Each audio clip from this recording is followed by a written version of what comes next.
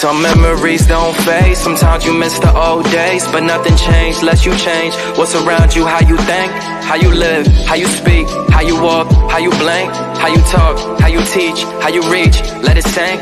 What's your purpose? What's your passion? Through the pain, what's your plan? Is it plane? On a plane? Hydroplane? I'm just playing. What's your purpose? What's your passion? Through the pain.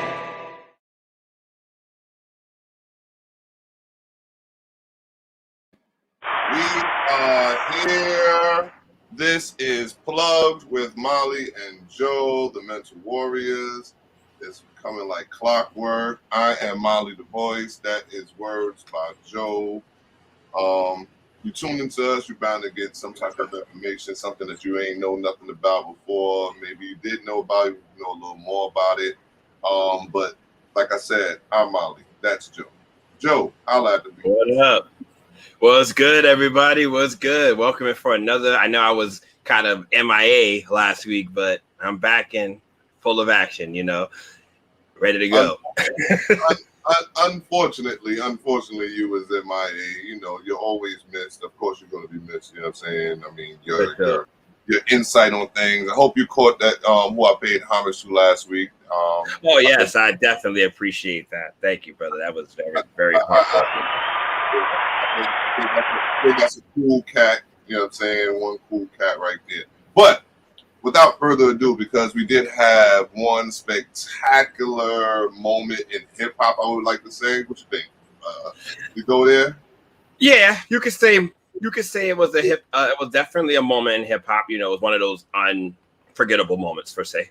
Yes, live from Madison Square Garden, we had one of the best verses that I can think of out of all the verses. I think it rivaled Beanie Man and Bounty Killer. We had Dipset versus the Lox, or the Lox versus Dipset. We had it, and wow, Jadakiss. Can we get that picture of Jadakiss up real quick? Wow, yeah.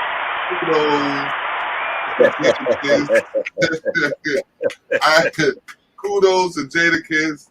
The man said decades ago that he was top 5 dead or alive. He said it, he meant it, and he's lived it, and he proved it this past week. What you think? Well, we ain't been hearing from Jada in a while. You know what I mean? He been away for a minute, and people tend to forget about those who don't talk that much. But then when he came back with all those bars, it was like, oh man, we see why he said he was one of the top 5. You know what I mean? So I loved it. I was like, sometimes it's best to speak when spoken to, and when you got something to say, just say it and let people know that you're still here. So kudos to Jada for doing that. Yeah, I think he really let everybody know that he was still here. He's still relevant. He still can spit bars. His energy was great. Styles P energy was great. Sheik Luch energy was great. The ladies was loving Sheik Luch. I mean, all up my timeline, the ladies like Sheik Luch. I don't know. It's these buff dudes, man. You know what I'm saying? These big brolic dudes, man. I don't know what it was, but yeah, they did their thing, man. They really took us back, like you were saying. I think you were saying earlier that some of your people was part of Dipset and all that, so it took it took me back 15, 20 years ago. My brothers were very familiar with a lot of the cats at Dipset, and they rep Dipset real hard. So I got to know a lot of those guys, and it was just like, I just remember that time of music being like, it was their moment in music history. So just to take that back and realize that much time has passed, and where we are right now, it's like, wow, okay. So like I said, it was a blast from the past. So I thoroughly enjoyed it. I mean, I was a little biased because I've always liked the Lox over Dipset, but I watched with hold on, give me a sec, because I'm trying to share this live with everybody. But I tried to hey, what up, Queens of New York City podcast? I tried to look at it with a objective mindset and all that. And to be honest with you, if the delivery, it was more so the delivery than anything else. To me, the Lox was ready, the Lox was prepared, the Lox was they practiced. You know what I mean? They was ready. And I believe Dipset wasn't. And Dipset, I mean, the history with them is that they already been having problems internally for years now. You understand what I'm saying? Back and forth, here and there. They be together, they not together, they messing with each other, they not messing with each other. Just the other day, Jim Jones and Cameron wasn't messing with each other. Not the other day, but you get where I'm going. Recently, yeah. Well, that's part of it too. The connection with the Locks was more, like I said, it was more personal because they still close. You know, they still connect. With Dipset, it's like you said, it's a lot of confusion, it's a lot of chaos. So the chaos is going to be seen whether they don't talk about it or not. And it was pretty relevant there, you know. Yeah, I mean, I don't think they was ready per se. I mean, they were always showmen, just like Uptown is. Uptown is pretty, you know, showy. I take it from someone from another borough. My brother from Uptown. You guys are showmen. You know what I'm saying? And huh? I said Showtime all the time. That's how Harlem is. Right. So say they were ready to say they were ready, Sean, that would be them knowing their lyrics. Like, you know, that would be them being ready. But as far as like being on stage and stage presence and being showman, nah, that's something that comes natural for them. So I think they would have gave themselves a much better chance. Yeah, they are. They're about their money. But because I went to high school up in Harlem, quiet as kept. I love the experience. It was one of the best 4 years of my life. You know what I mean? But yeah, I mean, if they were prepared, they might have had a better chance. It would probably have been closer. We probably would have been having this talk about how they got demolished. You understand what I'm saying? Because they do got hits. You know what I mean? And then when you really play it back, let's say you played it side by side without the show. Let's say you just go on Spotify and play both lists. I guarantee you probably think differently about the verses itself. You know what I mean? Because Dipset did have a lot of them party joints, right? Oh yeah, for sure. Like for sure. I maybe the element, like you said, them not being ready and them not feeling that energy. Maybe that's part of the reason why they didn't, you know, come out the way they were supposed to. But yeah, playing both of those party lists together, you'd be like, okay, I see why they should have been Dipset versus Locks. But you know, but it goes into our topic that we're going to discuss during current events, the current state of hip hop. Right, the current state of hip hop to me is disgusting. To me, it's just not. It's not in a good place in my eyes. And I listen with an objective ear. I listen. You know what I mean? Because then you got the cancel culture. You know what I mean? It's hard for any artist to say anything now as opposed to back then. We're going to touch on that with the baby. You know what I mean? Because like our one of the lyrics in I think it's all about the Benjamins or whatever. It says. You say move around hard when you was pussy as you know what I mean, as RuPaul. And nowadays that would get you canceled. Right or wrong? Absolutely, because you're identifying as RuPaul as a P word. You know what I mean? So you gotta you gotta think about what you say before you say it, because there's somebody who's offended by what's being said. So you know, the disclaimers are very high. Were we wrong back then, or are we too sensitive now? Wow, I think it's a little bit of both. I think the censors weren't up back then, but there were some things you looked at and said, "Ooh, you know that." If the wrong person had heard that, they might have been offended. But now it's like everybody's ears is on or open. Everybody's ears is open. So now you're gonna say something that offends that person or offends somebody. Before, maybe you didn't have too many ears before, but now that you have everybody's ears, it's like, okay. Now you shouldn't have said that. Right. See, no, we weren't as sensitive. I think the sensitivity part just grew. I don't know. I mean, I don't know from what place it grew from. I think it grew from, you know, victimizing and stuff like that, the victims and stuff like that, people calling out, people getting strength to call out what's happened to them and all that was happening to them, and don't want to stand for it anymore. But I think it's getting out of hand now.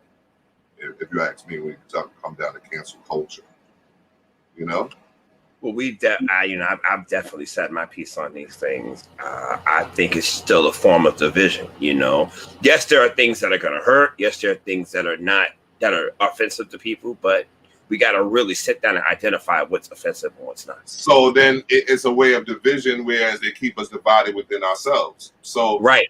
So instead of blacks uniting, we're going to separate trans black or gay black or lesbian black because, you know, and have us hating one another in that sense as well. Right. The more division, the more classes that you have, the more division that you have. It's like, well, you have another group out of another group, but in one and all, we're still the same. Right. Well, that's interesting. We're gonna probably touch on it again when we talk about the baby situation later on. So I think people these days look to be offended and play a victim role. Yeah, when I say victimization, I don't know. Maybe it's a word, maybe it's not a word. But I think people use it as a tool, as a weapon for, you know, to get their way. You know what I mean? Being the victim. And we're going to speak to it in a little bit. Go ahead. It's also, I personally feel it's selective. If you're going to be offended by something, you got to be offended all the way around. It can't just be one group of people that's offended in this term. That has to be the way for everybody. And nowadays, when you hear about cancel culture and things of that nature, everybody is offended by one thing, or one group of people is offended by it. And it doesn't matter with another group says it or another group does it. So, what's funny is that what culture they don't cancel is the culture of racism. They don't cancel the culture. They don't cancel the culture of hate. They don't cancel the culture of gun ownership. You understand what I'm saying? Which leads to gun violence, which leads to unnecessary gun violence. So absolutely. They cancel what they want to cancel, and that's what controls the narrative of the world. You know what I mean? Absolutely. Yeah, I do remember Two Live Crew. But what we're gonna do, we're gonna move on because I mean we could go on that one. I see we might have to come back to that one a little bit later. But what we're gonna do is what we normally do, which is pay homage, right? We pay homage to our ancestors, to people that mean something to us, those people that molded who we are as Molly and Joe, and who a lot of you are out there. Some of these same people, you know, you're familiar with, some you're not familiar with, some comes from our history, from our lives and our history. And yeah, they're just as relevant as anybody else. But before we do that, we're on all platforms. We're on YouTube, Facebook, Instagram, Anchor.fm, Spotify, iHeartRadio, Mixcloud, Google Podcasts, iTunes Podcasts, the Evening Rush Network, of course, and Deja Vu TV. You can call into us at 929-441-2417. That's 929-441-2417. I thought we had a video from the Evening Rush Network. Then we have somebody on the streets from the Evening Rush Network. Right. Hello, where you at? I'm waiting for it, man. We had. What's good, man? I'm out here in Harlem. After the ultimate defeat to the Locks, I need to find Freaky Zeke. Yes, that's right. I'm looking for Freaky Zeke. So I can ask them, yo, why you ain't have no chains on last night, my nigga? Like, you out here posting and zipping. I'm here on 125th and I'm looking for you. I'm in Harlem looking for Freaky Zeke. I need to know why you ain't have no chains on. Evening Rush Network, man.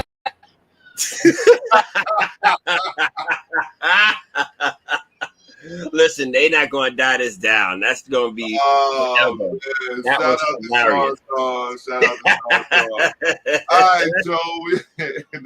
All right, Joe. Pay homage, Joe. Who you paying homage to this week? All right. My homage ancestor is somebody who I've always admired because, you know, I have always been a person of moral and ethics. The legendary Booker T. Washington. Booker T. was an American educator, author, orator, and advisor to several presidents of the United States. He was also one of the founders of the National Negro Business League. He also started Tuskegee the Institute, which was a school, one of the first historically black colleges in Tuskegee, Alabama, to which he served as principal. And he was pretty influential in regards to getting African Americans to find their trade, start their own businesses. So he pretty much laid out a template, if you will, for the black entrepreneur, which is one of our topics for tonight. So paying homage to Booker T, and, you know, hopefully we're doing just right by you. Yeah, I hope so too. Yes, a true legend indeed. You know what I mean? I hope, you know, I hope we do I hope we're doing our ancestors justice. I hope our ancestors look down on a show like this and smile. Like, you know, that's just one of those things. You know what I mean? There's a few people that came on the show and they were speaking to the fact that they think that this is going to blow up, you know, beyond our belief. And I don't know what to say to that, but I do hope for such things, because this platform and our show isn't no BS. You understand what I'm saying? This is straight. This is some real stuff that the people need. You know what I mean? And when y'all start seeing our guests coming up, oh my God, trust me, we got some guests coming up. And, oh yeah, you know what I mean? And that's going to be so dope. You know what I mean? But who I'm paying homage to today is the great Madam C.J. Walker. all right. Yes. We can't talk about Black entrepreneurs without talking about the woman who basically, just changed the hair industry. You know what I'm saying? Right. Like, single-handedly changed the hair industry for our people and for everybody ever since. You know what I mean? Madam C.J. Walker was an African-American entrepreneur, philanthropist, and political and social activist. She is recorded as the first female self-made millionaire in America. First female, not black female, first female. That's right. Let's get that right. You know what I mean? Listen, her neighbors were the Rockefellers. You know what I mean? When she lived in the state, her neighbors were the Rockefellers. So that's saying something. Yep. Millionaire in America. In the Guinness Book of World Records in 1905, she created her own hair growth product that also helped to heal diseases of the scalp. Changed the game. Madam C.J. Walker started making her own products by experimenting with ingredients. As her wealth increased, so did her philanthropic and political outreach. Walker contributed to the YMCA, covered tuition for 6 African-American students at Tuskegee Institute, and became active in the anti-lynching movement, donating $5,000 to the NAACP's effort. Just prior to dying of kidney failure, Walker revised her will, bequeathing 2/3 of future net profits to charity, as well as thousands of dollars to various individuals and schools. So to this day, this woman is actually giving of herself to this day. You know what I mean? So kudos and definitely claps to the one and only Matt. And that just goes into so our topic actually for today is the hardships of Black entrepreneurship. We're speaking to about 2 people who's paving the way. So when we get to that, we're gonna have to try to understand where we went wrong at somehow, some way. No? Right. That's right. All right. So what we're gonna do now, it's a little minute earlier, but that's nothing. We're gonna go run into the current events because we got a few topics today. We got a few hot topics today. I mean, really, really hot topics today. Like scorching hot topics today.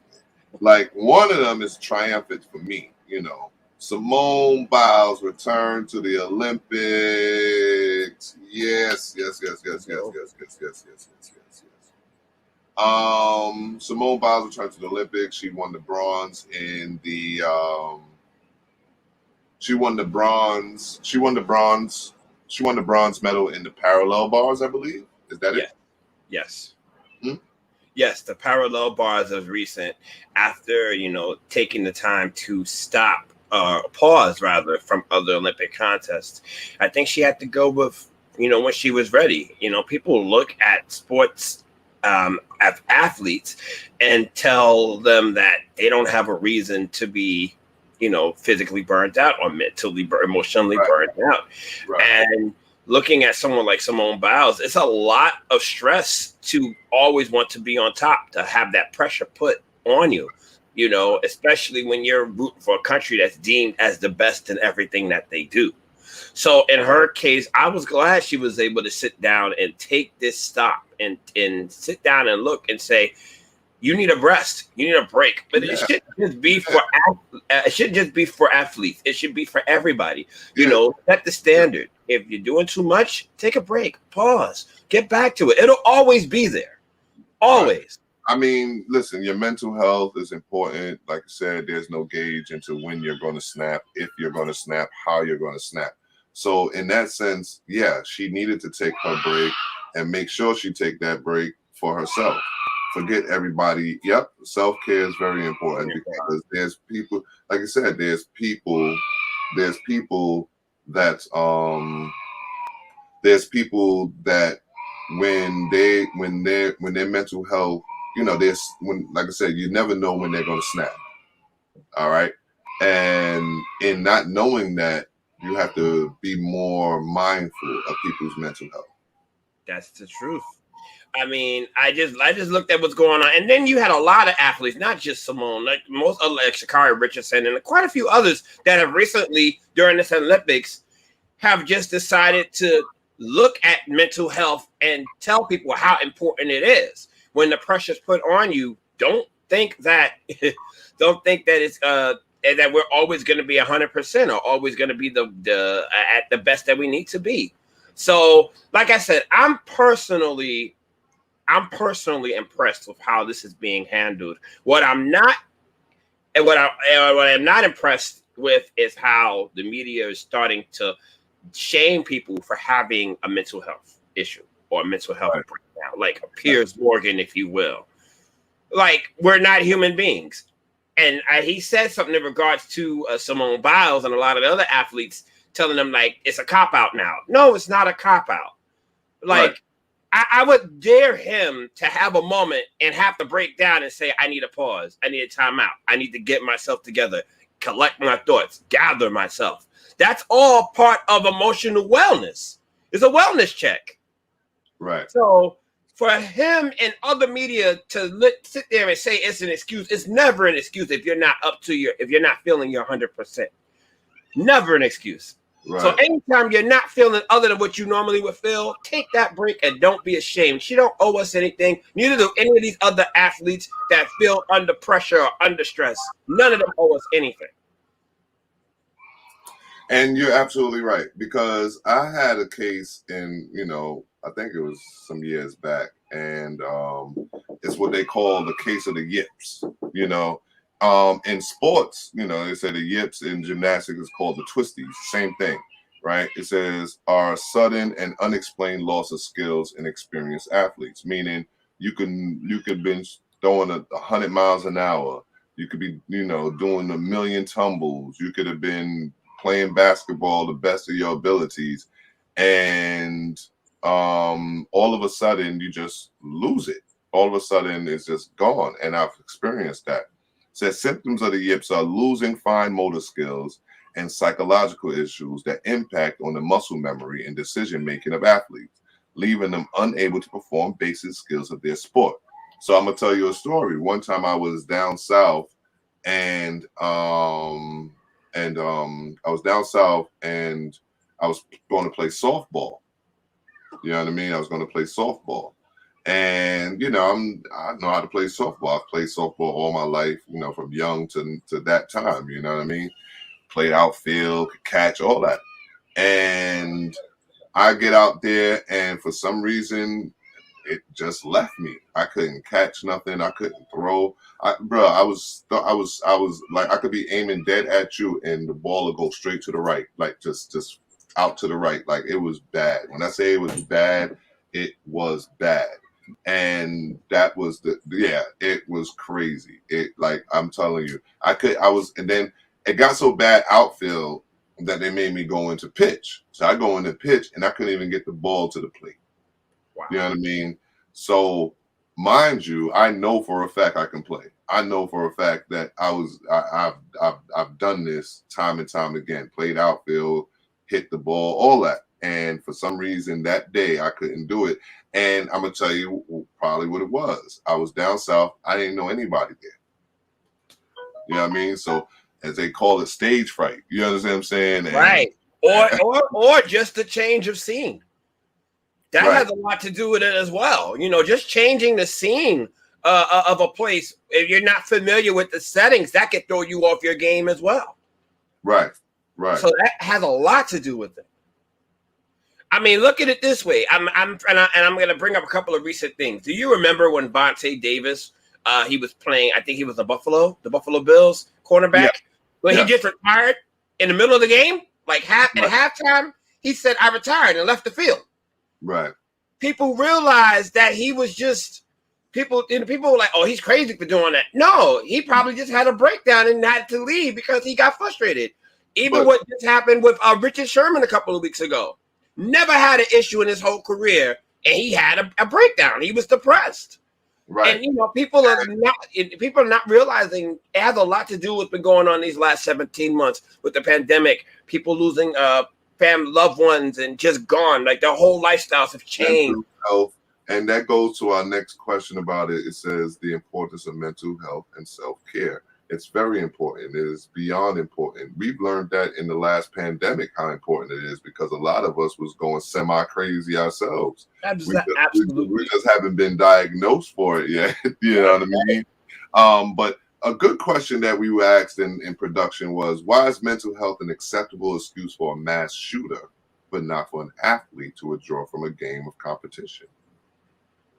Well, I want to look at it this way. An athlete, they figured that money is the healer, right? They're a healer. So if you have tons of money, if you're making a successful living, you can't be crazy. You can't have issues. But we know that's not the case because we know that millionaires commit suicide too. So you know what I mean? But it's obviously ignored because the money is supposed to be a barrier to your depression. Right, and mental health is always ignored up until it's show itself, and when it shows itself, it's ugly. Right. When people mentally break down, it is not a good scene, and that's what people need to understand. We're mad late on catching mental breakdowns, mad late, and that's just going to take us to our next topic real quick. You know what I mean? Because we could go on to mental health and self-care, and I think we need to get somebody in on that, and we can speak to that again. I think we spoke about it a little bit, but we need some more help in that department too. You know what I mean? But so we have Governor Cuomo. Sexual harassment accusations is now founded, and it is founded to be true.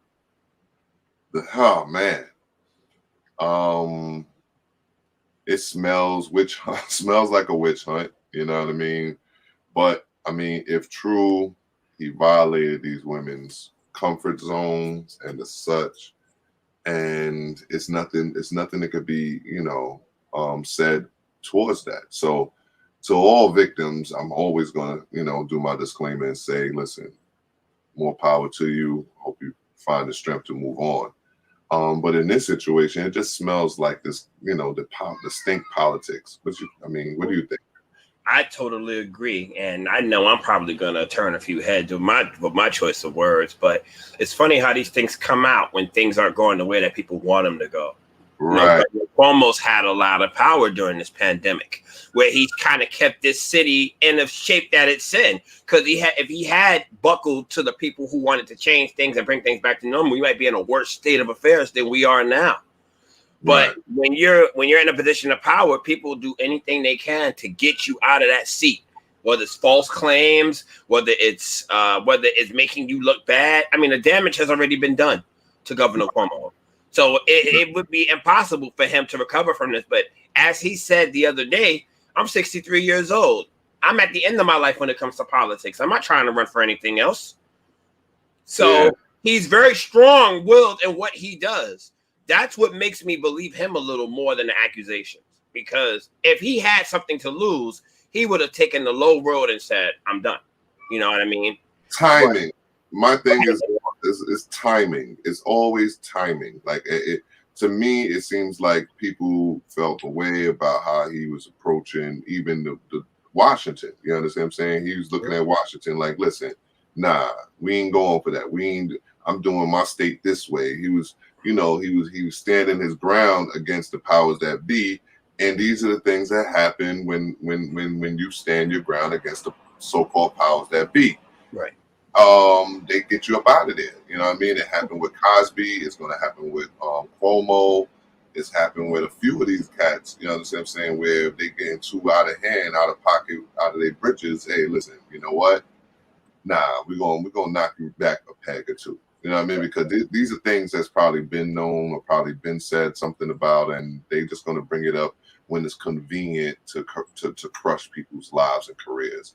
Absolutely. I don't know. I think you should just say something when it happens. I mean, I'm not going to sit there and tell a victim what to do or how to do it, but I'm just going to say for my own taste, you know what I mean? Listen, when you've been victimized, come out and say something. Be strong about it, man. Listen. Yeah, people might backlash you or whatever, but be strong about it. You know what I mean? What I will also say to that, I can understand if it's one case. I can understand if it's even two cases. But to dig deep 20, 30 years back and say that this is a pattern when there obviously wasn't one now, that's something that's a problem for me. Right. And with that said, man, you know, more power to Governor Cuomo. Hopefully it's not founded, but we're going to take a break real quick and get a few words from the Evening Rush Network. Looking to podcast shows and do not know where to start? The Evening Rush Network can help you with that. Call us at 929-441-2417 or email us at theeveningrushnetwork@gmail.com for dates and prices. We got you for all your podcast needs. The Evening Rush Network. Tune in, subscribe, and share.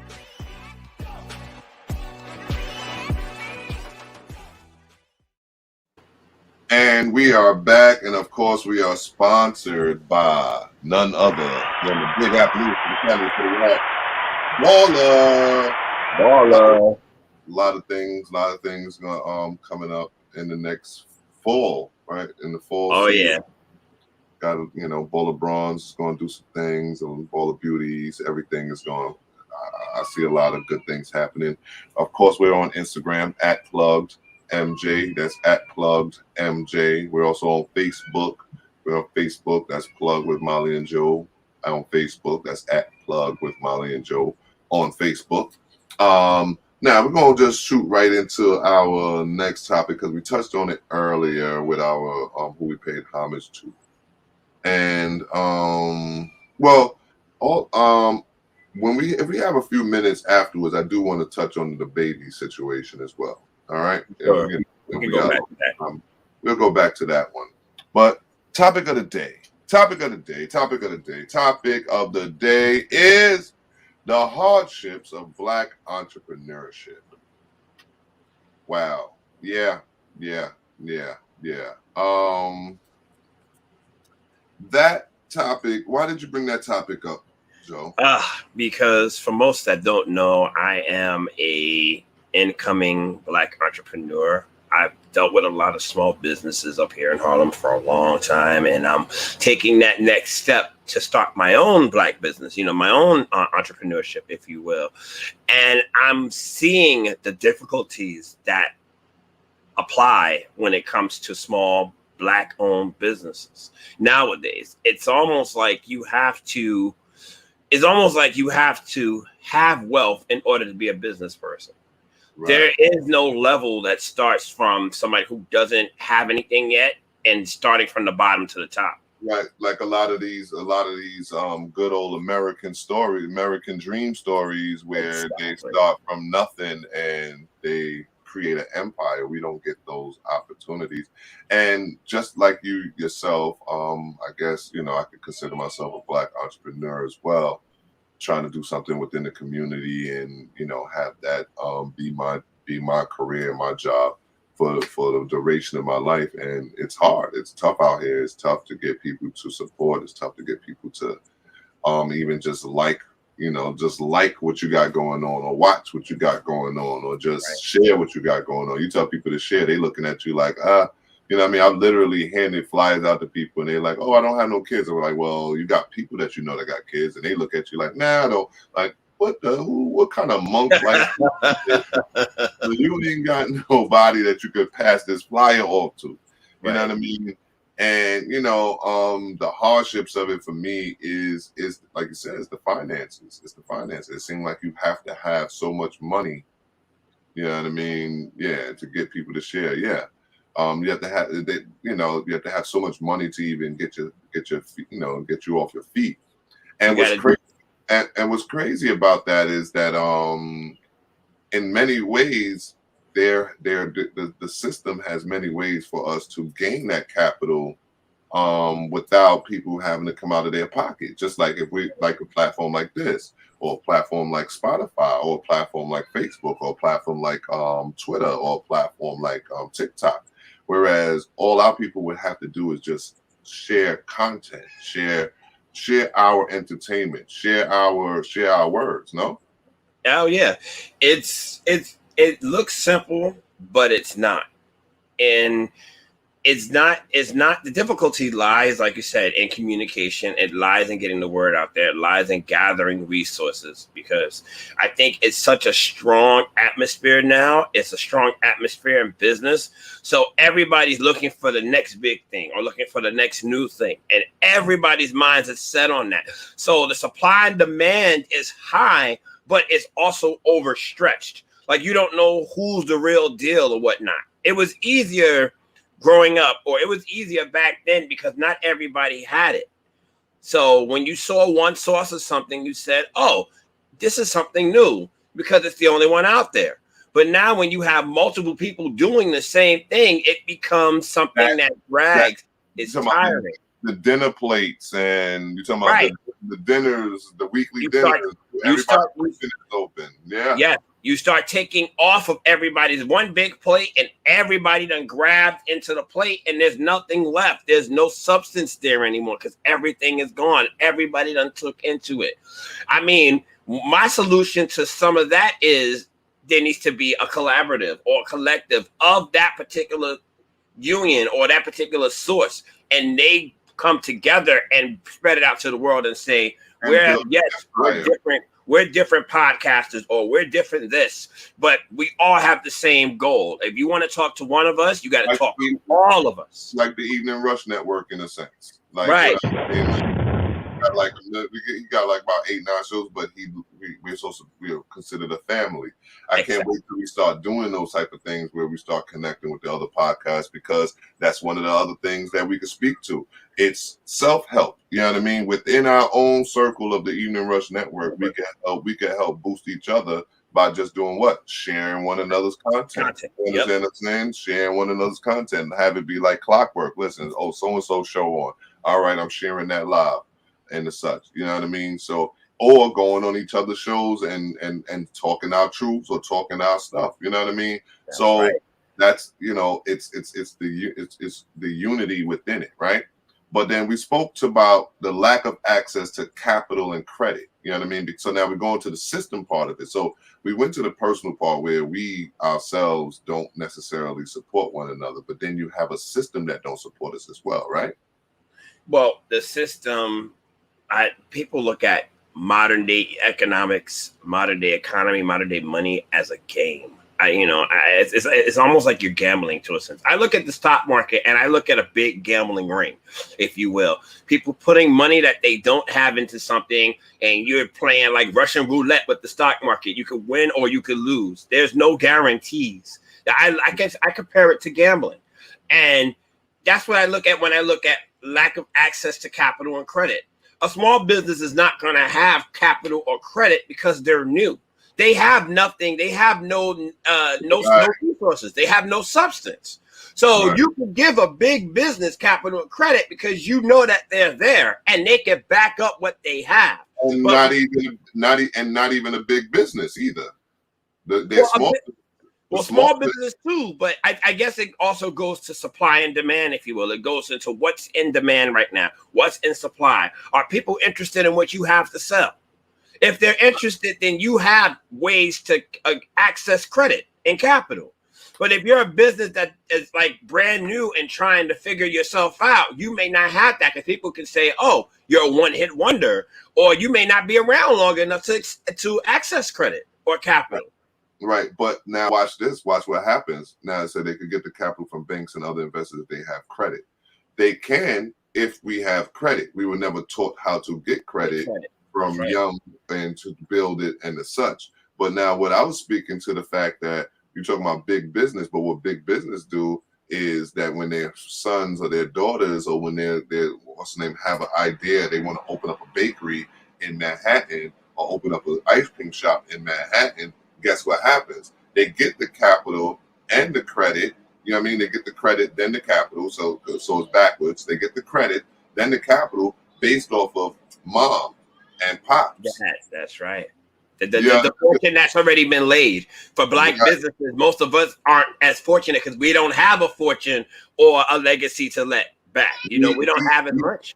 We are the legacy builders. And in doing so, what we have to do is start teaching our children the same way they taught their children. You understand what I'm saying? Listen, a lot of our parents, a lot of people try to teach their kids to go away. They teach their kids to lean on them. Listen, don't go. We got to support one another. You know what I mean? Yeah, supporting each other's event. Because if I got 100 people that support your event, and Sean got 100 people support your event, and so forth and the other, and Sean knows this very well. We did it in one of the most secular situations ever, and that was the circuit.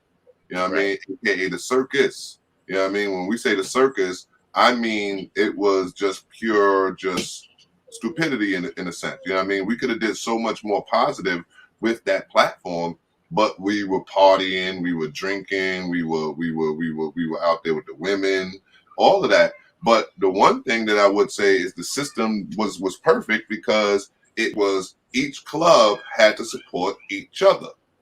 You understand what I'm saying? So that's what that's what the hardship of Black entrepreneurship come based on the lack of support of one another. You understand what I'm saying? You know what I mean? It's almost like the barter system. Like, all right, I make milk. I got milk over here. What you got? You got wheat? All right, well, let's do this trade. You understand what I'm saying? Nah, I got milk. You got wheat. If I need wheat, I'm gonna go to the store. Think about it. You understand what I'm saying? And if they need milk, they go to the store instead of coming to me. Right. You understand what I'm saying? So that's the problem with Black entrepreneurship, if you ask me. Well, we depend on big business or commerce to get us. But here's another fact that I forgot to bring up earlier. Growing up, back in times before we were born, our parents and their parents, they had a trade or they had a particular skill that got them into business. It was a little easier back then because that skill is how they lived. Yes, you had multiple skills. Like, let's look at somebody who's an electrician or a handy person. You know, that was their skill, their means of survival. It was easy for them to start a business because their skill was their capital, was their credit. And I personally believe that. And then from there, you would teach your child, or you would teach your significant other how to access your skill, and then you pass on the family business. That's how it was back then. But there's no skills or there's no trades being accessed anymore. So you don't get that same vibe. You know, now you have to kind of develop your own skill or develop your own trade. It's not trades that are accessible to you anymore. You look at credit becoming a greater liability or an asset. You know, if you don't have good credit, if you don't have access to capital or any of these things, investors are not willing to provide you with the capital that you need. So it's a game, you know, it's a game to see who's able to survive in this world and who's not. That's what I look at when I think of modern day capital and modern day access to credit. Well, and our businesses are not given the same level of respect, regardless of the quality of product. We can have the most natural product there is, and we're not given that respect that any other, you know, a lot of them other businesses of other nationalities and cultures and races and such would get. Every you know, I'm always seeing, you know, different nationalities popping up with a store. Like you got with like it's certain little stigmas. You got the corner store, you got all the ox. You understand what I'm saying? You got the Chinese restaurant. That's right. I mean, you got you got some, it's just the list goes on. It just skips my mind right now, but the list is actually quite lengthy when it comes down to entrepreneurship in our community. The entrepreneurship opportunities in our community doesn't happen for us.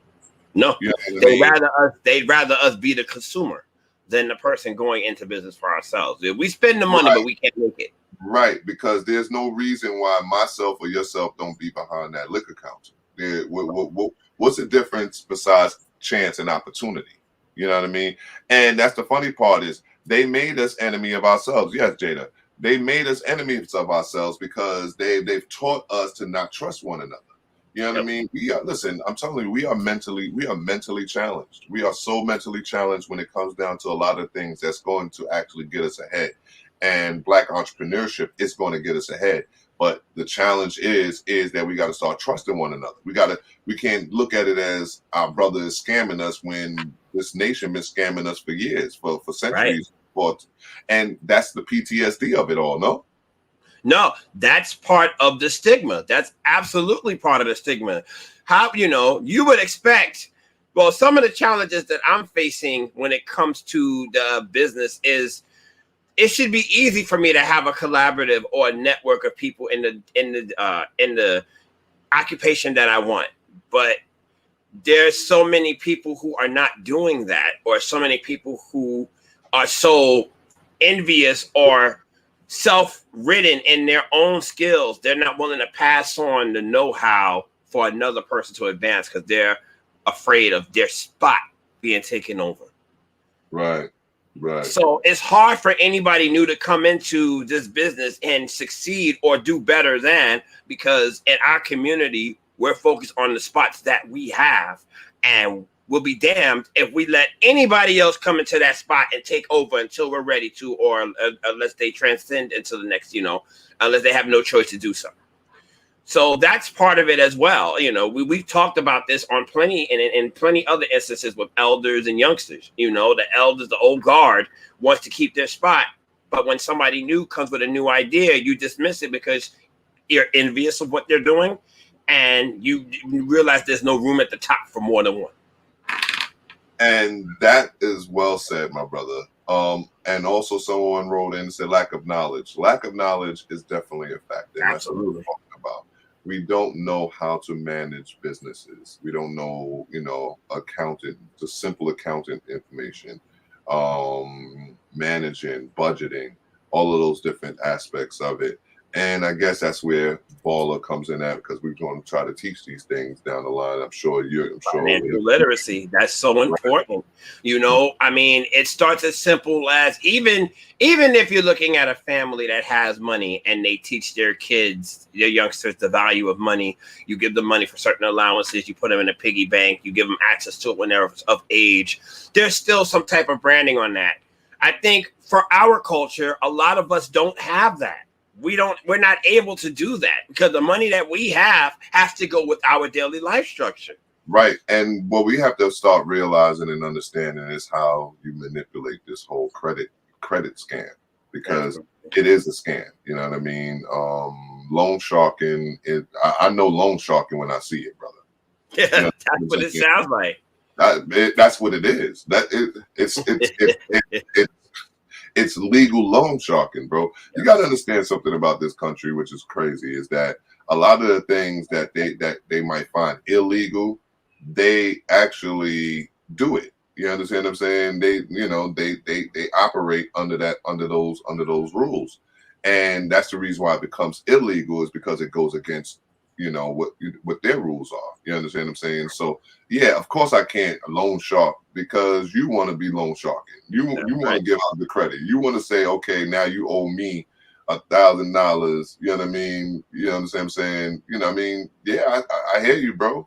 I hear you. Trust me. I know the feeling, bro. I miss a few meals just to make the dreams come true. True. That's what we're in the middle of, But yeah, man, it's deep, man. It gets deeper and deeper when you start thinking about, what we want to do as entrepreneurs and the heart we have towards our people and what we want to bring to our people. And to sit there and say that we're having a hard time or we're having a struggle in doing so that goes against what I would think, would be the norm. Like the reason why I jumped in there is because I thought I would get the support necessary. The reason why I jumped in there is because this is a no-brainer. This is a knock it out the park home run right now. Like, come on, this is community work with the people. Absolutely. I tell you what I did do, because I was feeling pretty down over the weekend. So in Brooklyn, they have, Tama streets during, on Tompkins. And there's a lot of Black entrepreneurs along that route. So what I did was as I'm purchasing Black, because I always buy Black first before I buy anything. So I'm over there looking at the vendors, and I'm talking to a few of them, and I'm asking them, well, what made you decide to go into business? What type of support did you have? Because sometimes we have to look for those who are already there. Like, were you scared? Were you nervous about them? And I got a lot of positive influence from that. So thank you to those vendors that I spoke to over the weekend. And I'm real positive in getting my business going. A couple of weeks, and I'll be able to make that big announcement. But it's just having that support. Because you could tell people about your vision, and people will automatically spite you because you're doing something that they didn't want to do, or that they couldn't do, or they're jealous that you're doing it first. So, but for me, I've had a good support system in regards to encouragement, and it's just taking that next step to push this business forward. And that's a little challenge in itself, because there's so much time in the day to do that. I realize within what you're doing, because you still have to keep your 9 to 5 going until you get comfortable to where you want to be to, continue your business. So that's another aspect of it. There's not enough time to do both. Right. And like I said, time and time again, it's a matter of resources. You know what I mean? Time and time again, the downfall of the Black entrepreneur is resources. It's not enough resources because, like you said, we have to pay bills. We still have to live. We still have to keep the lights on and all that other stuff. So as much as you're trying to wait it out for this to happen, a lot of other things is happening. Whereas, like I said, a lot of other cultures have a lot of more help. And it just happens to be within their culture to have that kind of help. Like, I've looked in the Indian culture, they'll live together. There'll be 10 of them in the house, 20 of them in the house. Not saying it's very, very safe or sanitary, but they do that so that they can consolidate bills, and then one by one, each one of them get a store. And then all of a sudden from this store, each one of them get a house. And then all of a sudden, everybody got a store in the house and they live in. You know what I mean? Our people have this separatist mentality built by America. Like I said, lack of trust. We go back to the lack of trust in one another. Yep. You know what I mean? So we lack trust with even our own households, within our own families. You know what I mean? Yeah, we have to change a me and my mentality. We definitely do have to change that me, my mentality that plagues the Black community. So maybe that's one of those things that causes the hardships on the Black community. Huh, Joe? Well, like I said earlier, it's envy, crabs in a barrel type of mentality. Misery loves company. If one person comes with a vision, it's so hard to get a group of people into that vision unless they're like-minded. If they're not like-minded like you, it's very hard to get them on board with what you're saying, because they immediately look at the challenges and difficulties that come with it. They look at you as a threat because you're a Black man that got a business, and then I want to be a Black man that has a business. So now how my business going to thrive if you got a business? Instead of us looking at it as a conglomerate, no, we looking at it as a separate kind of situation. Whereas this is my territory and that's your territory. Right. And when it easily could be easy if we just collaborated and pushed both of us together. Mm-hmm. Like you said, there's strength in numbers. That's the old saying. There's strength in numbers, and that's tested all the time when it comes to Black entrepreneurship. And like I said, it's the threat factor. It's the threat factor. It's the factor that we're not united. So a lot of it stems from what we've been talking about in the hot topic. This, I guess we call this season, is our mental health. It's the mental health of our people. And that's the reason why you have a show like Plug with Molly and Joe. That's the reason why it's plugged in, plugged out, whatever you need to do. Get it done, because all of this stems from a lot of mental hate, man. Like a lot of hate, self-hatred of ourselves. Because when we look at the next Black man, we're only looking at ourselves, right? You know what I mean? Absolutely. It starts from somewhere. I mean, you're not always going to be in the top forever, and you have to find a way to get the young group involved, the next generation of entrepreneurs involved. If you're spending so much time bickering at the top, those young ones are just being passed by. And there's so much knowledge that you could push towards them, and you're not, you're unwilling to share that because of your ego, or because, like you said, you want to be at the top and you don't want anybody else there, and you feel threatened because that's where you are. Yeah, somebody wrote saying when you skip over them and find someone like-minded people like yourself, Joe, like myself, like, we connected or what have you, then you'll have others that feel away, skin up their face, skin up their teeth at the fact that they got skipped over, and then you started dealing with others. I'm personally dealing with that in my entrepreneur journey, where it's like me, I'm it's next man up. I don't have time for none of it. I'm 45 going on 46 years old. I really don't have time to be playing games with people, because my life, I've lived a lot of it. If you ask, you understand what I'm saying? And, and that's no joke. So at the end of the day, you can't sit back and be complacent with the people around you. You know what I mean? Because those are the people that's going to hold you back the most. Absolutely. So, like I said, this is stuff that we should have had when we were younger. We may have had it in a sense, but we may not understood it. I know for myself, I've always been a natural born hustler or money maker, if you will. I've always been somebody who's been able to, make money, not illegally, but I don't know what it's not like to have two jobs. You know what I mean? At one point in my time, I'm almost 40. I've been working two jobs or less since I was 15 years old, or more since I was 15. Mm-hmm. So like I said, I've always learned ethics. I've always learned morale. That was always taught in my household growing up. And to this day, that's what I learned. But it's hard to break that cycle and come into your own because of what you know. I will admit that it's kind of difficult, but I'm going to keep pushing.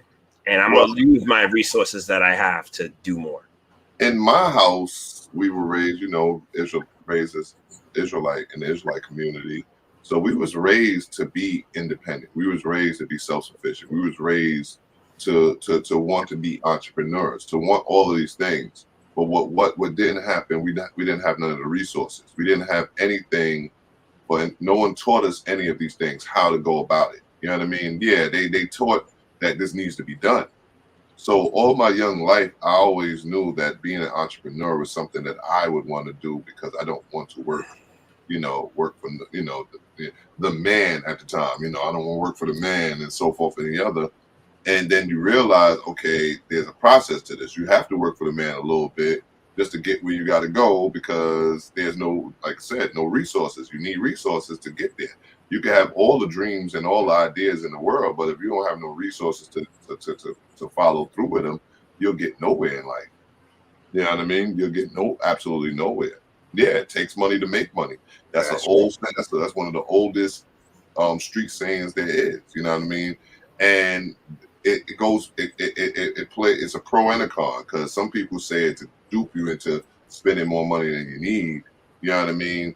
And then there's these people that's going to just basically schooling you that, listen, in order for you to do anything in this world, in this country, in this country, it's going to take a little capital.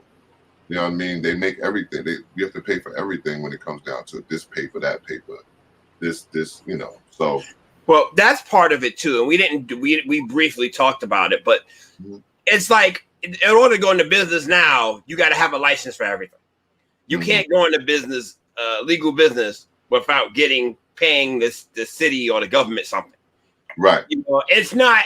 Back then, you didn't need all these licenses and all of these things in order to do that. So now they've made that part of the business structure. So people give up when they see these things. Like, you have to do this in order to get that, in order to do this. So it's like you're spending money before you've even made a dime. Right. You put money to the side, and not many people have that. But it's like you have to save money in order to come into business for yourself. Back then, it wasn't the case. You took what you had and you made it from there. But it's like I said, it feels more like a game to me. It's like you're paying somebody in order to get what you want. Well, Brother Joe, with that being said, this was one more wonderful, wonderful show, bro. It's always a pleasure to actually do these shows with you, because I learned so much more things, learn different perspectives to just go about life. understand some of these topics, understand some of these things that's going on. The common denominator, low key today, one thing that we low key was talking about today was the mental health, and that's big. That's been spilling through all of our topics today when you really think about it. You know what I mean? Even when we talk about the state of hip hop, that's a matter of mental health too. Trust me. There was an agenda that really, came through. That we'll talk about that, the agenda. Yeah, that's the next topic, the agenda. Yeah, that'll be good because there's so much we can talk about in regards to that, and I'm already looking forward to it. All right, so look forward to our next topic, which is the agenda. We appreciate everybody. We appreciate the Evening Rush Network. We appreciate all the platforms that have us on. I'm going to read them again because there are those who might have came onto the show late. You know what I mean? Who knows? So if you didn't know from earlier when we said it, these are the platforms we're on. YouTube, Facebook, Instagram, Anchor.fm, Spotify, iHeartRadio, Mixcloud, Google Podcasts, iTunes Podcasts, the Evening Rush Network, of course, Deja Vu TV. And we're on Instagram, that's plugged MJ. We're on Facebook, that's Plugged with Molly and Joe, as you see it. And with that, man, I want to say peace to everybody, man. Joe? Peace.